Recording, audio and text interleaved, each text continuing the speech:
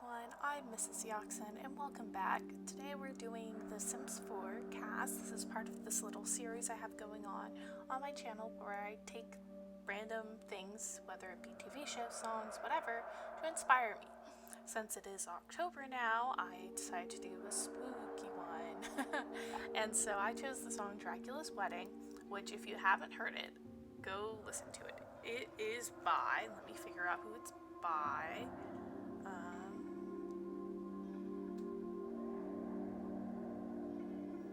It is by Outkast, and it is really good. I love it a lot. It's a great song. I don't know if I would call it, maybe it wouldn't be classified as a Halloween song, but it's on my Halloween playlist. I like it. I think it's talking about Dracula, so that's fair game as far as Halloween and stuff goes. And I like it a lot, so But yeah, so for this cast, I've decided to try to create Dracula and Van Helsing, because in the song, Dracula is getting married to Van Helsing, and Van Helsing is a girl, and Dracula is a guy, and the whole song is just very cute, because it's talking about how Dracula has lived like his whole life and stuff, and how he's never been really afraid of anything. He's always been the one to make other people afraid and all this other stuff, but he's terrified of this chick who he's about to marry, Van Helsing. He's terrified of her. Like, he keeps her, she keeps him on his toes, and then she's very cute and I love her line in the song. It's like, but I make great peanut butter and jelly sandwiches. And I'm like, that's great. I love it. It's so cute. I think it's a really cute song. It's a lot of fun. I like the vibe. It's kind of weird. It's fun. And you got Dracula and Van Helsing getting married, which is a lot of fun. I decided to try to give them the more traditional Van Helsing and Dracula look. So you got Dracula, who's got the dark hair, very pale skin, very traditional vampire-esque. I believe I did end up naming him Vlad Dracula, because he's the Count Dracula, and in the original Count Dracula novel, Dracula does not have a first name. He's never given a first name or anything, but Vlad, the name Vlad is typically associated with Dracula as his first name, or Vladimir, because he is based off of Vlad the Impaler, or Vlad the Third, I believe, from Romania. But either way, Vlad is typically the name that's associated with Dracula, so I ended up giving him that name, and then later on when we get to Van Helsing, I'll explain how I got to the name I chose for her. But yeah, I had fun with it. I decided to make, even though I'm giving them the traditional look, and I'm giving them the traditional names and things like that, I am giving them a more modern look. One, because The Sims does not have time period outfits, which honestly is a little upsetting, because we have this whole series, right? And one of the things I've really want to do is make the 6 wives of King Henry VIII. But without time period costumes, it's gonna be kind of hard for me to do that. So I'm still thinking, and maybe in the future I will do that, just because I'm a history buff and I love the Tudor period. But yeah, I don't know. So it's a lot of fun though. But I wish there were more time period outfits, although I know that's not really Sims vibe. But I mean, if we can get Star Wars in The Sims 4, then why on earth can we not have Renaissance or Tudor period clothing or Victorian era clothing? Or just fun stuff. I mean, I just feel like if this is the thing, if you're gonna branch out into things that aren't even Sims related, like Star Wars, then boy, I want my freaking medieval or Renaissance or Tudor period or some fun time period game packs. Okay, I want a time period game pack. If you're gonna do Star Wars, then I deserve this. I know that's not gonna happen. I know that The Sims 3, I believe, had the medieval one, but I've only ever played Sims 4 because I was a kid. I was born in 2000, so when I think that's the year that Sims came out, was 2000. So Sims has been out as long as I've been alive, and So obviously I didn't play the first or second game because those two games were out when I was like a baby into elementary school. Although in elementary school, like 5th grade is when I discovered The Sims. And so I would watch Sims 2 stuff on YouTube, and then later on I would watch Sims 3 stuff on YouTube. I never saw anything for the first one, but I would watch the second and third on YouTube, and eventually the fourth until I got it in high school. But with that, I never got to play those ones, so I never got to play with The Sims Medieval and all that other fun stuff. So, but still, that doesn't mean I'm not going to be better. But yeah, I don't know. It's fun. I liked doing this. It was kind of fun to do. I mainly just wanted to do their formal outfits since it is their wedding. The part that's most important is their wedding outfit. But in The Sims, you have to give them all these different outfits. So I had to try to come up with what I thought maybe a modern day Dracula would wear. I kept them to wearing a lot of blacks, whites, reds. Because that's like the traditional like gothic colors, and red is a very traditional vampire color, and it's also the color of passion and romance and rage and like all these other things, which are all the good things I think that match Dracula's vibe. I did read Dracula, like the actual book. I did read it. I read it last year for my English class, and I don't have it with me right now because I'm not taking a literature class this year. But I did really like Dracula. Controversial opinion coming in. If you like classical English literature, I might make you a little upset, ruffle some feathers. But I think Dracula, the novel, is better, like by a lot, than Mary Shelley's Frankenstein. I did not like Frankenstein. Frankenstein to me is a really boring book. I could never get into it. I could never, like, it just, I didn't like it. It was really boring. It was really hard for me to read. I just did not like it. Now, I'm not saying there aren't parts of Dracula that were hard to read or that were boring. There were parts that were boring, but for the vast majority of the book, I was engaged. I liked it. I thought it was a lot of fun. I liked reading all the time period things that were happening at the time. It was very interesting to read. I liked the characters. It was compelling. I was actually invested in stuff. Also, I just got to read some really, really funny lines. So, yeah, I mean, here, I think I have one.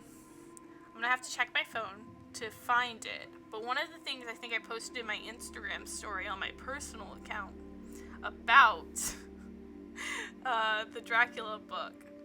So let me see if I can find that. But, yeah.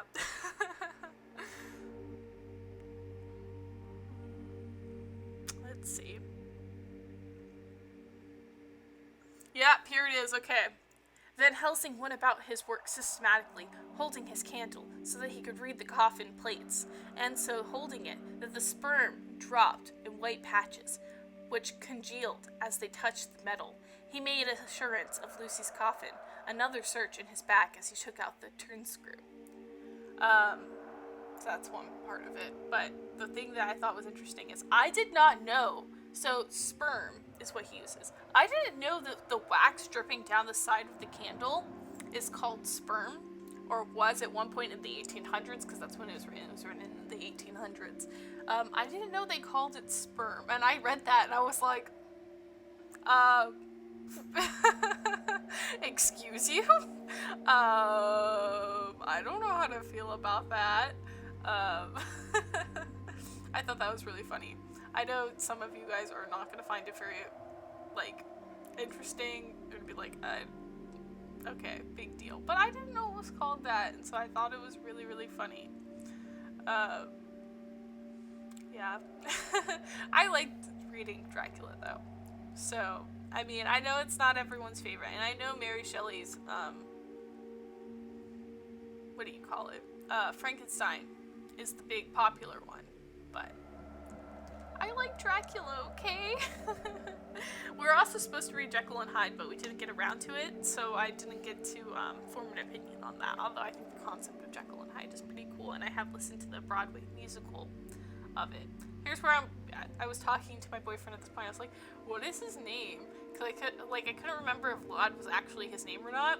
And then that's when I googled it, and I was like, oh yeah, you're right. Dracula never actually had a name in the novel. And a lot of people just go with Vlad because of the person that Dracula is supposedly based off of. But, which if you haven't done research into that stuff and you're interested in supernatural stuff, it's really interesting. Vlad the Impaler was kind of a messed up dude.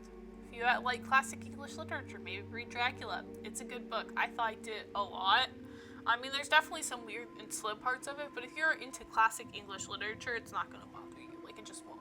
It's good. I enjoy it a lot. I think it was a really good book when I read it. And I would definitely read it again. It was really, really cool. One thing that is weird is in a lot of the movie adaptations of the Dracula book, a lot of people make it so that this one chick and Dracula are like lovers or like they're soulmates, and I don't get that because it's just, that's weird to me. Because one, she's married to this other guy that's like the main character of the book that you're supposed to like root for, I guess. And she's a really cool chick, but I don't know why you'd want her to be with Dracula, especially because, like, I don't know, it's just a weird dynamic. I'm not into that, but I've seen, we had to watch some movie clips in the class of the Dracula, like, to see what other interpretations of it were from the book, and that was just weird to me, honestly. I was like, I'm not about that, but yeah, here we are, and I decided I was gonna make, this is gonna be Van Helsing. I ended up making her name Sarah Van Helsing, and the reason I did this is Van Helsing is a Dutch, I want to say he's Dutch, although he might have been German. I can't remember now, but he's a scientist, he's a professor, he's a PhD, and he studies like archaeological things and cultural and mythics and things like that, and so he does a lot of research into vampires. And so in the Dracula story, he's able to come in and help this girl Lucy with her problem because she's very ill, and he knows that they're dealing with a vampire, but he can't tell the other people. But it's very difficult. They don't end up being able to help Lucy. Lucy ends up dying, which, spoiler alert, but I mean, it did come out like 200 years ago, so. But, yeah, she ends up dying because they aren't able to help her, because what happens is Dracula makes it so he's able to draw her blood every night, and they end up doing blood transfusions in the book, which is kind of grim to hear about, but, like, the guys will, like, literally, like, give, like, directly going from, like, their vein to her vein to, like, give her blood so that she won't die, because she's, like, anemic because Dracula's drinking all of her blood. And he's also able to control her by mind control, which makes her go in the night in her dreams to come to him and open her windows and get rid of all this stuff. But there's supposed to be all these things that are supposed to keep him away, like crucifixes and garlic flowers. They don't just do garlic, it's garlic flowers. But she ends up dying because they aren't able to save her. But then her friend gets bitten, which is this other guy's, whose name I can't remember. But it's good. And I like the book. It's good. It's got a lot of interesting characters. There's a Texan in the book, which is awesome because since it was written by a Victorian English author, you wouldn't really expect there to be any Americans in it. But no, there's an American, not just an American, a Texan, and he's a cowboy, and he's a gentleman, and I love him. But it is a good book, and I like it a lot. This is her wedding dress. I decided I wanted to give her a black wedding dress because I feel like that's very fitting for a vampire wedding. But I did because she is from that, like, corner of the world. I wanted to give her that traditional, like, blonde hair, blue eye, like, very stark German, Dutch, Central European vibe.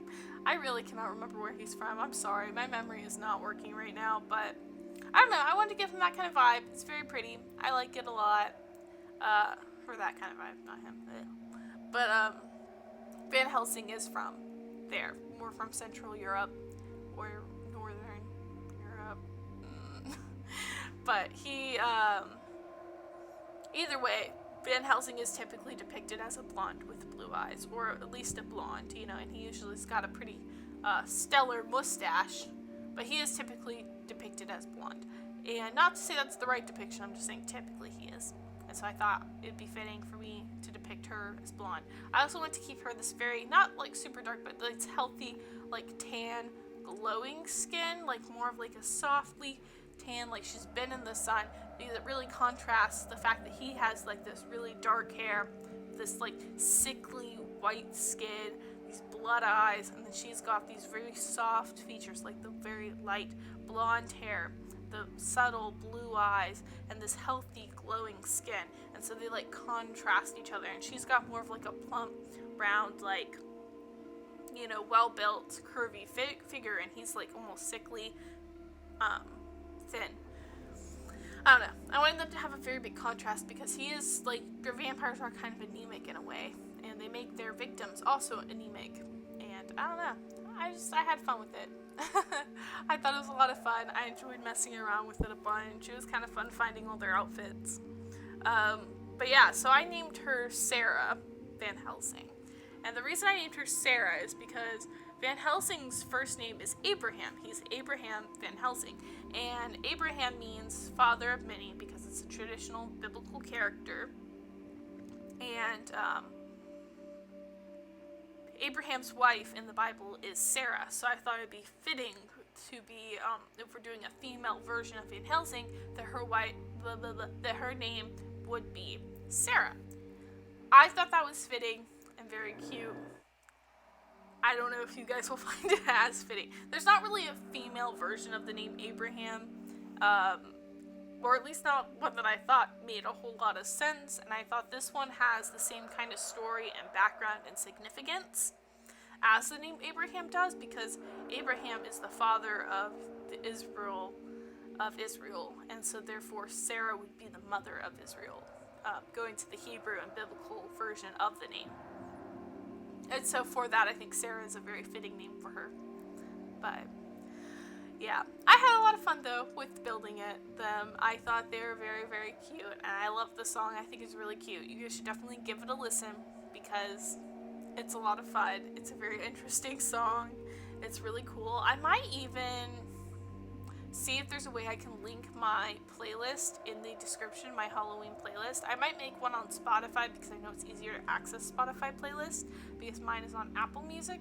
You can see right now I'm looking for her name, that's why it's empty. But I might try to make my Halloween playlist and tag it in the description below on Spotify, so that way you guys can listen to it, and this song would be on that playlist, and you guys can listen to my Halloween playlist. It's pretty good if I do say so myself. But yeah, I thought it was a lot of fun. The last thing I do is I give her traits, and then I end up going back and giving them wedding rings, because I had originally tried to put on wedding rings, but I wasn't really sure which one it was, but then I was like, oh, okay, I got it. And so I gave them both wedding rings on their fingers, and I made them husband and wife. I had a lot of fun making them. It was a lot of fun, and I love Dracula, and I like the song a lot. This is kind of inspired by both the book and the song, so take that as you will. It's not just the song, and it's not just the book, but it's fun. And I love vampire lore. I love vampires. I think they're really, really fun. I loved Hotel Transylvania when that came out. It's a lot of fun. It's one of those like kind of lore things that I really enjoy, so I had a lot of fun making it. A Cryptids Sims pack would also be really cool. Sims team that's definitely not listening because why would they? But Cryptids pack would be cool. I know they offered a Supernatural pack as one of the ones we could have gotten this year, and I'm hoping they do that in the future because I think being a Grim Reaper and having other monsters and cryptids would be really cool for the game. But yeah, that's it. I hope you enjoyed this video, guys. Thank you so much for liking. If you did like it, make sure to leave a like, comment, and subscribe, and turn on the bell icon so you don't miss any future videos. I love you guys, and bye-bye.